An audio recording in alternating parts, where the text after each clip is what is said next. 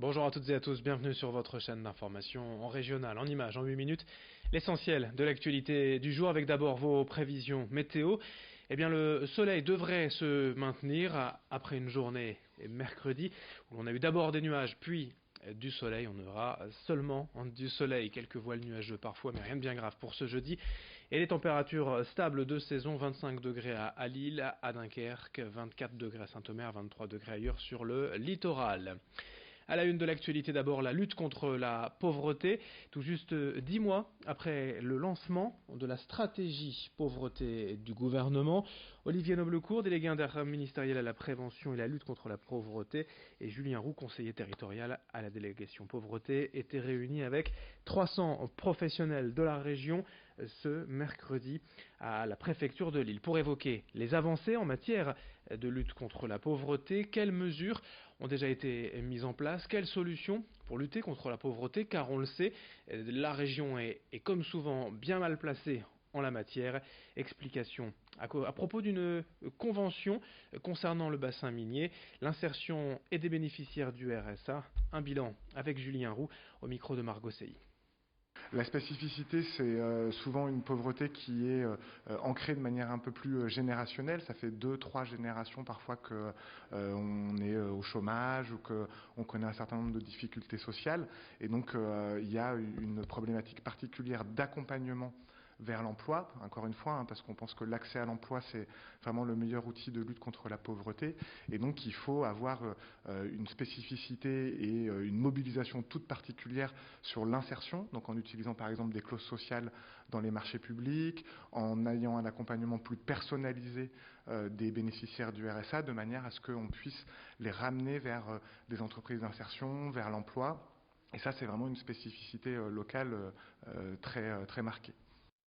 Autre spécificité de la région, et c'est un paradoxe, les Hauts-de-France, vous le savez certainement, eh bien, on le record malheureusement du plus haut taux de chômage en France, alors que nos voisins belges, par exemple, profitent du plein emploi. En revanche, des milliers d'offres d'emploi aujourd'hui dans la région ne sont pas pourvues, faute de candidats suffisamment formés ou diplômés. Bref, il y a un différentiel entre l'offre et la demande. Pour tenter d'y répondre, une table ronde est organisée, une conférence est organisée ce vendredi à Lille entre plusieurs élus, institutions, responsables d'entreprises et Pôle emploi pour tenter de trouver une solution entre cette pénurie d'emplois que subit la région. Explication d'ailleurs à ce propos avec le directeur de la rédaction du magazine Echo 121 à l'origine de cette conférence vendredi à Lille. D'abord, on a un constat que nous, médias économiques, on vit tous les jours, c'est-à-dire qu'on rencontre des chefs d'entreprise et quel que soit le secteur d'activité, aujourd'hui, leur premier sujet de préoccupation, c'est le recrutement. Ils n'y arrivent pas. C'est vrai que dans une région comme la nôtre, c'est quand même assez troublant. On a 11% de taux de chômage, donc c'est vrai qu'on est largement au-dessus, 2 points au-dessus de la moyenne nationale. Si on regarde par exemple en Flandre, côté belge, là ils sont à 3,5% de taux de chômage, en Angleterre c'est 3,7%, en Allemagne 3,2%, et donc eux on pourrait comprendre qu'ils aient un problème de recrutement. Mais nous à 11% c'est assez invraisemblable. À ce propos, les secteurs du transport routier, la logistique, mais aussi l'industrie, l'alternance recrutent fortement aujourd'hui des centaines, des milliers de postes à pourvoir, je vous le disais. N'hésitez pas à vous renseigner auprès des institutions correspondantes. Autre sujet sur le littoral, cette fois ce mardi, la maire de Calais, Natacha Bouchard, avait rendez-vous avec Guillaume Pépi pour évoquer l'actualité du Calaisis, notamment les lignes Calais-Lille et Calais-Paris, résultat de la négociation acceptable pour la maire de Calais puisque 2 allers-retours ainsi que des horaires plus adaptés ont été conservés. La durée des temps de trajet a par ailleurs été raccourcie. D'autre part, les vieilles locomotives diesel vont être à terme remplacées par des trains-routes moins bruyants.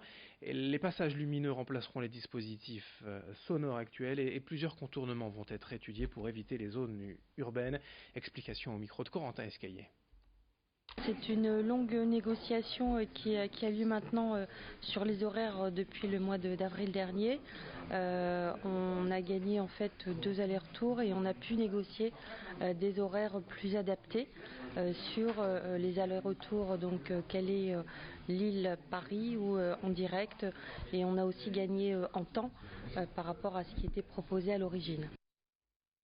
C'est une tendance dans beaucoup de villes. Désormais, les budgets participatifs permettent à des citoyens d'avoir un projet pour le bien collectif et de le faire financer avec l'argent public. À Roubaix, la ville a d'abord testé ce dispositif via des projets culturels. 10 dossiers ont été soumis au vote, 3 sélectionnés, ils recevront 15 000 euros. D'ateliers culinaires, parcours touristiques ou orchestre participatif. Je vous propose d'écouter une de ces lauréates au micro de Xavier Silly. C'est un chèque de 5 000 euros et les ateliers seront faits en fait dans les différents centres sociaux de la ville de Roubaix sur la cuisine du monde. Donc on a déjà trouvé des personnes du Sénégal, de la Russie. Donc on a déjà fait le tour de la popote pour ça. Les ateliers seront animés par Leïla et moi et la personne qui va nous apprendre un plat. Donc c'est nous qui serons en charge des courses, tout ça.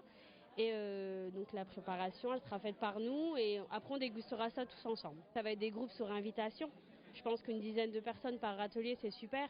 Et après, par la suite, pourquoi pas ne pas évoluer et faire une fois toutes les semaines. Mais après, on verra par la suite comment ça se passe. Et puis une nouvelle série de l'été. Nous vous proposons de découvrir chaque semaine le livre incontournable de la saison estivale pour occuper vos vacances, pour vous détendre. La sélection d'Hélène Woodhouse de la Chouette Librairie à Lille, mise en image par Idil Gunaï. Mon coup de cœur de l'été, pour commencer, ce sera 10 petites anarchistes de Daniel de Roulet, publié chez Buchet-Chastel. 10 petites anarchistes, c'est une référence et un hommage à Agatha Christie, aux 10 petits nègres. On va retrouver une dizaine de femmes qui décident de partir à l'aventure pour annuler la soumission aux hommes, aux maris. Et elles vont partir de l'autre côté de l'Atlantique dans une aventure qui va en perdre au fur et à mesure, et à la fin il en reste qu'une, c'est celle qui écrit. On retrouve son carnet et on découvre tout ce qui s'est passé. C'est un petit peu historique, très féministe, très engagé. C'est un très très très beau livre pour l'été.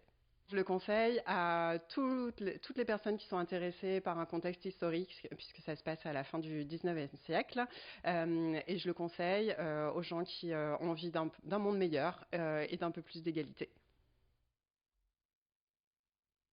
Voilà pour cette sélection à retrouver dans nos prochaines éditions et sur Internet, notre page Facebook notamment. Voilà pour ce journal. Dans un instant, d'autres infos, dont vos prévisions météo. A tout de suite.